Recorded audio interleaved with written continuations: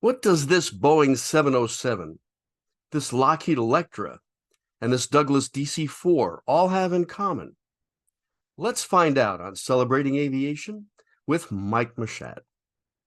What these three airliners have in common, and I'll add a fourth just for good measure, is that they're all flown by American Airlines. How can we tell? Even without looking at the title above the windows, it's the color scheme. We're going to talk about the history of airline color schemes, or in other words, how did this motif come from this? So let's start at the beginning. This is the China Clipper. Actually, I was thinking of the other one. Yeah, that's better. And these are in scale, by the way. But these two drawings give you pretty much the entire spectrum of how airline color schemes evolved in the 20th century. Let's take a look. On the Pan Am flying boats and pretty much all the airplanes of this era, and even going back to the 1920s, it was a bare metal airplane with the title of the airline, name of the airplane on the nose, a logo, and a registration number, and that was pretty much it. In the post-war years, they added stripes around the windows, made the airline name more prominent, put stripes on the tail, an American flag. In the early 1950s, they added what was called the white crown scheme. This kept the airplanes cooler on the ground, especially in the summertime. And in the jet age, the end of the 1950s, a whole new series of color schemes came to be, and we're going to look at those from all airlines from all over the world. Now, I have a fun test for you. This is the jumbo delivery scheme on the Pan Am 747. And regardless of what you're looking at this on, whether it's your iPhone or a big screen TV, squint at this photo and tell me if you can read the name of the airline. Go ahead. Yeah, I thought so. Well, how about this one? A little easier. And that's the reason that the billboard scheme came to be. We'll talk about that in a little bit. Let's look at a few more U.S. airlines, and we're going to be looking at airlines from all over the world. But Transcontinental and Western emerged as Trans World Airlines, TWA. And the early airplanes showed a title called the Lindbergh Line, and that's because Charles Lindbergh was an advisor to the airline because they were flying international routes, and he was quite adept at long-range over-water navigation. Here we see the bare metal early Constellation with the twin stripe of TWA. And the later airplanes, which had, again, the white crown. And this actually served two purposes. Aside from keeping the airplanes cooler, it was a request from the Department of Defense to have airliners readily identifiable by color so they wouldn't be mistaken for enemy bombers during the early years of the Cold War. Now, I know what you're thinking. What about American Airlines? Because those were bare metal airplanes. Well, yes, but there was enough orange on the tail surfaces, wings, and fuselage, and even the engines to satisfy that requirement. Into the jet age with the arrowhead scheme, iconic markings on the 707. And harkening back to the 50s with the double stripe motif on the 767-200. And the final color scheme, which I thought was quite handsome. And here we see it on the 767-300ER. United Airlines had quite a variety of color schemes. Let's take a look. Starting with the bare metal DC-3, it was just the mainliner title and a shield on the aft fuselage and nose. And then more developed into the scallop window line and the red, white, and blue stripes on the tail. And then you notice that there's a double scallop on the DC-6 at top, single scallop on the conveyor below. And notice the red, white, and blue propeller tips. That was a very identifiable trademark for the United airplanes. Into the jet age with the delivery color scheme on the Caravelle. And what do we mean by delivery colors? Well, this is the color scheme as it appeared on the first airplane delivered from the factory. And inevitably, this changed over the life of the airplane, but the delivery scheme was exactly how it was designed and rolled out of the factory on the very first aircraft produced. So here we have the Caravelle in 1961 during its introduction. And this is the final scheme in the last year of Caravelle's service, 1970. And let me show this to you again. You have the delivery scheme with the shields, the Caravelle jet mainliner reversed out of the blue stripe nose and tail, by the way. And then the final scheme, that's all simplified. And notice now the post-1965 FAA safety stripes on the emergency exits and the door, even though you can't see that. The United Friendship Scheme made its debut with the DC-10 and the jumbo jets, early 1970s. And the Saul Bass Tulip color scheme, seen here on a DC-871, the re-engined model. And this has the distinction of being the last color scheme to have a cheat stripe on the airplane. Well, what's a cheat stripe? Well, here's how that works. Look at these two DC-8s and tell me which one has a longer fuselage. Well, the top airplane is exactly 150.7 feet long, but the bottom airplane, oh, it's the same length. Well, what you're seeing is the cheat stripe, which is the colored stripe through the windows that breaks up the rhythm of the individual windows and makes the airplane look longer. It cheats your eye into thinking the airplane is longer. See how that works? Then United moved into what they call the military transport scheme. This is it was hard to see, especially on a cloudy day. And so that changed to revisiting of the tulip scheme with more bold use of color. And this color scheme was debuted on the Boeing 787 Dreamliner. And if it looks familiar to you, well, that's because it was originally this airline. Those United merged with Continental. And this is the final scheme seen today, where they simplified the colors and modified a few things.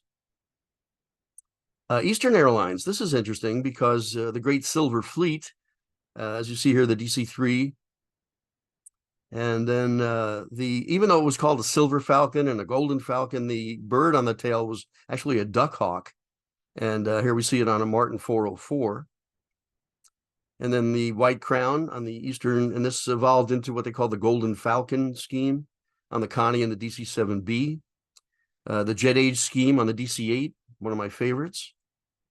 And this is called, for obvious reasons, the hockey stick. The Whisper Jet or Whisper Liner era, quite handsome. This is originally applied to a white airplane, white fuselage and tail, and then eventually it went to the bare metal airplanes, and it looked quite different. Good example of how the background color can really impact the overall design of the color scheme. Now this is fun. Take the delivery scheme on a Super G Constellation and take that airplane and put the new color scheme on it. And it's kind of like seeing, racing slicks on a 48 Dodge or something. It looks out of place. I should mention this was a test scheme on the Connie. It was never used, but the meatball or the circle on the nose on the top airplane and on the tail of the bottom airplane, as I said, it was a test. It didn't work. And they developed a different scheme for the prop liners during the jet age. And I should mention the Connies were in service, as were the DC-6s, till the late 1960s. Regional airlines. Well, this is interesting. A regional airline serves a certain part of the country or the world. And this is a list of U.S. regional airlines that you didn't even have to look at a route map. You could see where they went just from the name of the airline. Well, I live in Southern California, and so I thought I would celebrate with three California airlines from the 1960s and 70s and 80s. So we have Air California, which has a sun motif on the nose and tail. The PSA Smiling Jets, the big smile on the front, was always popular with travelers. And of course, who can forget the top banana in the West, Hughes Air West, with their bright yellow DC-9s and F-27s. Who makes these color schemes? And they're, of course, the designers, the iconic industrial designers of the 20th century, Raymond Loewy, Walter Darwin Teague with Boeing, Saul Bass, as mentioned, and the Landor Group up in San Francisco that designed a lot of the very jazzy-looking schemes in the 80s and 90s. But I'd like to focus on Raymond Loewy, and I'll tell you why. This is Mr. Loewy on the right. Gentleman on the left is my uncle, George Hildebrand, who was a program manager for Republic Aviation in New York and worked with Loewy on a number of styling projects. But Loewy was a specialist in package design. These are some of the iconic logos and products that he designed. Of course, that's the 63 Studebaker Avanti at bottom. I think he's best known for this machine, the Greyhound Scenic Cruiser bus. Now, what does all this have to do with airplanes and airliners? Well, the answer is, at the beginning of the jet age, it was quite a challenge to take the markings of a prop liner and apply it to a jet. There were different shapes, different sizes.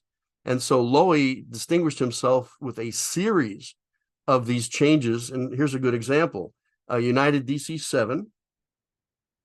And here's a Loewy designed DC-8 color scheme, which was classic. And this was applied to other airplanes as well, the Boeing 720 and even the Viscount, which was after the merger with Capital. But let's take a look at some of the other airlines. Loewy designed the Pan American scheme, TWA, the famous Arrow. My personal favorite, the Eastern Golden Falcon jet, and I've used this photo a number of times, but it's one of my all-time top 10 favorites. Just a stunning, stunning motif on a beautiful airplane. The Northeast Yellowbirds were Loewy creations. And there was one other airplane. Let's see. Oh, yeah, this. Of course, Air Force One, the first 707, and this scheme was applied to the 747s being used today. And this has a very interesting distinction. It is the only military airplane authorized to have the national insignia and the U.S. Air Force titling on the wings in pastel blue. And that was at the request of then First Lady Jackie Kennedy. One-of-a-kind color schemes. What do we mean by that? Well, these are two good examples. The Alex Calder Braniff Flying Colors airplane. The top 727-200 was in commemoration of the bicentennial celebration of the U.S. in 1976. And the DC-862 at bottom was to celebrate the South American service for Braniff. Both these color schemes were developed on large-scale models and then applied to the final airplane. Here we have a commemorative scheme, jet blue, honoring the fire department, city of New York, with Blue Bravest was the name of the airplane. And of course, the Alaska wild salmon motif on a Boeing 737. This is a beautiful photo by Chad Slattery. And you know what's coming. They called the airplane, yep, the Salmon 30 Salmon. Don't blame me. The change from props to jets. I talked about this earlier, but let's look at this in more detail. When the first jetliners were ordered, here you see United President Pat Patterson with Donald Douglas in Mr. Douglas's office in Santa Monica. And look at that model. It was literally the exact double scallop DC-7 color scheme applied to the jet, or so they thought. Pan Am 707 was going to use the Stratocruiser white crown scheme that you see there. And even Eastern DC-8 was just the Golden Falcon scheme taken from the Connie and the DC-7B. But that didn't come to pass. This one did, however. This is a beautiful example of how an airline took an existing color scheme and, with the exception of changing the airline title to an italic typeface, look at this. This is a DC-7C from Japan Airlines. And here's the DC-8. It's identical. They even kept the taper of the cheat stripe at the aft fuselage of the airplane. But a great example of literally taking a DC-7 color scheme and applying it to a DC-8. Here's a modified color scheme. This is the Northeast DC-6B, and they took that tri-bar tail and the dark blue window stripe and turned it into this on the Convair 880. Beautiful airplane. And then you go to the other end of the spectrum where you have a complete change from the prop liner to the jet. And in this case, with Finnair, both these color schemes work absolutely beautifully on each airplane. The Convair even has that lightning bolt motif right through the door. And the Finnair Caravelle has the flag of Finland on the tail.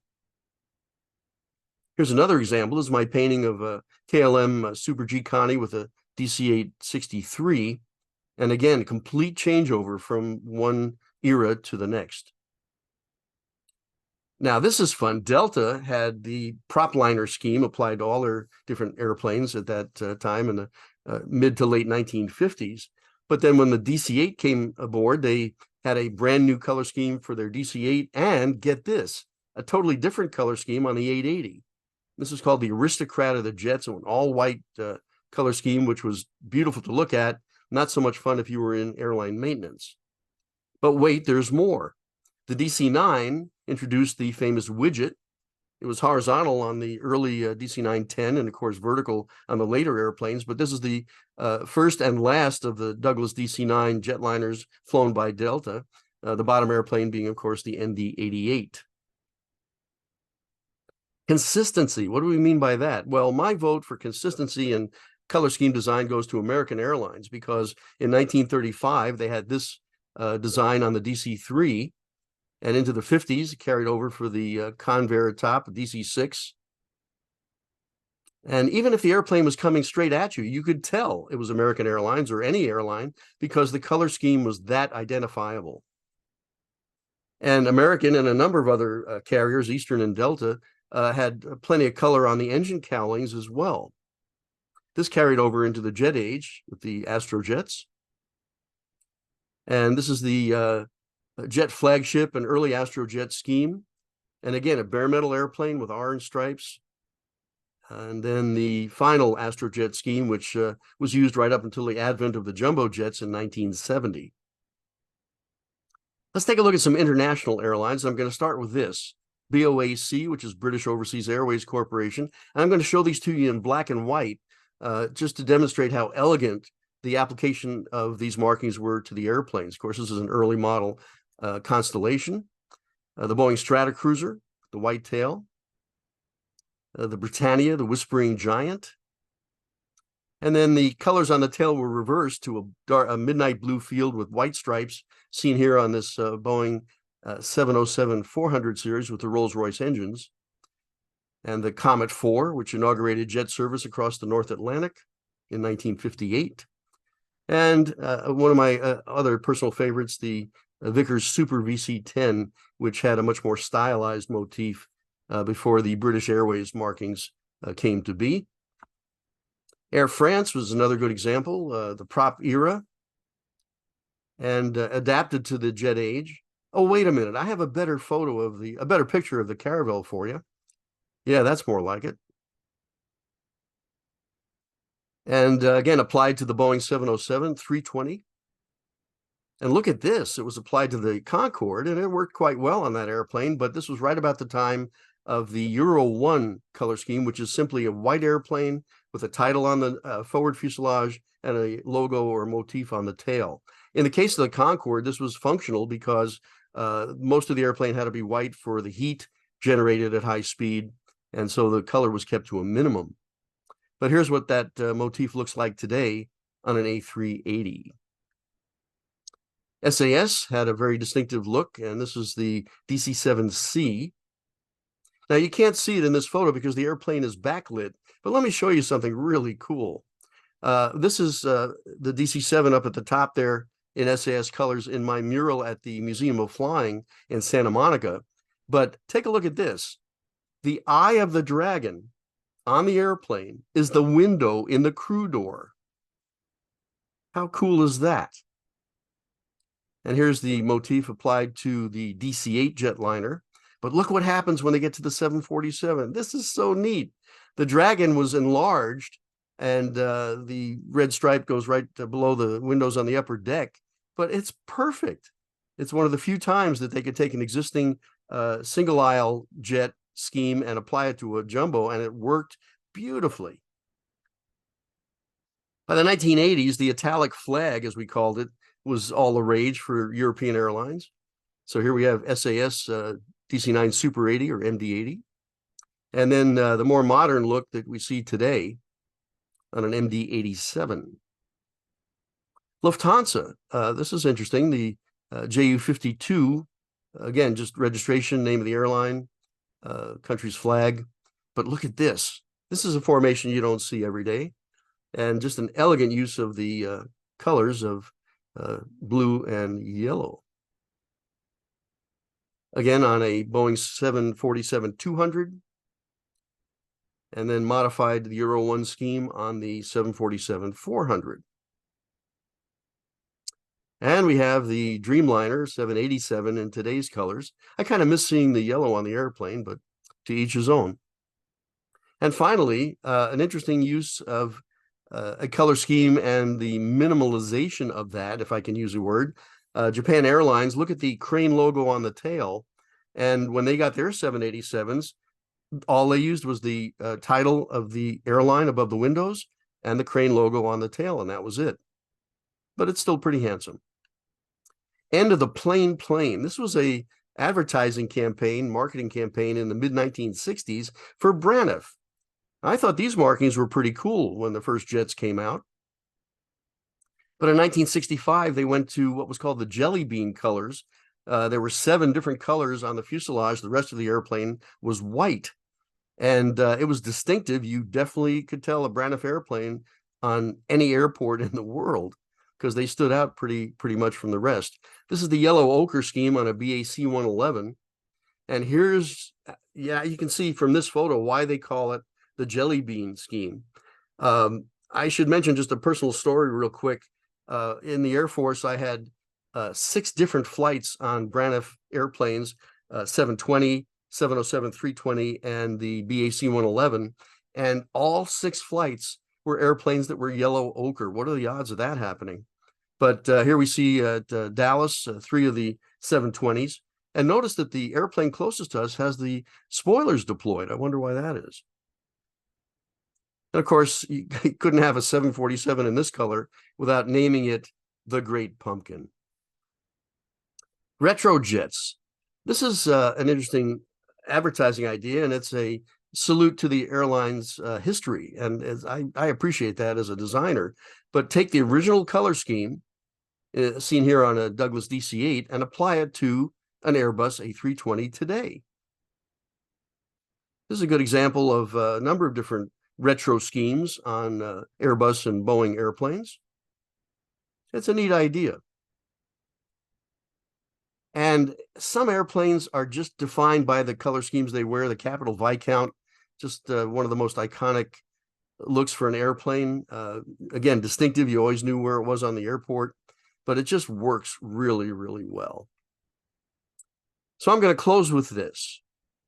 Here's the Raymond Loewy United DC-8 Jet Age color scheme. Well, guess what? There's the Saul Bass Tulip. Look at the tail number. It's the same jet. So let me know in the comments, which is your favorite? Do you like the United scheme at top or the Tulip scheme at the bottom? I know my answer, but I think you can guess. So there you have it, a look at the history of airline color schemes. And special thanks to the wonderful folks who make these presentations possible. Some really heavy-duty names in the airline world here, and I was very honored to have them as friends. Quick reminder that our Fabulous 50s paid programming is in production, and we hope to bring this to you by the end of the year. There's a link in the title block. You can sign up to be notified when that's going to happen, and if you sign up, you will receive a 50% discount. So thank you for celebrating aviation with Mike Machat. I hope you enjoyed this episode. We so very much enjoy bringing them to you. If you haven't subscribed, we'd love to have you on board. And please do hit the like button on the way out. That does help us in a big way with YouTube. So as always, until next time, take care.